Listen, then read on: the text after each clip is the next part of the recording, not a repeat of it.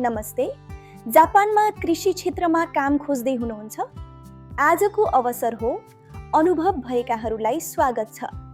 के तपाईँ हरियो सिमी र स्न्याप मटर खेती गर्ने कृषि फार्ममा काम गर्न चाहनुहुन्छ? हप्तामा 6 दिन काम, ओभरटाइम सहित मासिक 2,60,000 येनसम्म कमाउन सकिन्छ।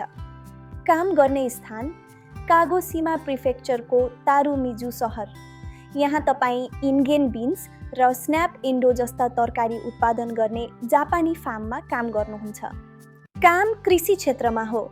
बाली हेरचाह, टिपाई, छनोट र प्याकिङ जस्ता कामहरू। अनुभव भएका व्यक्तिलाई विशेष स्वागत छ। तलब मासिक 2,30,650 येन। मेहनत गर्ने र स्थिर आम्दानी चाहने तपाईँका लागि राम्रो मौका हो।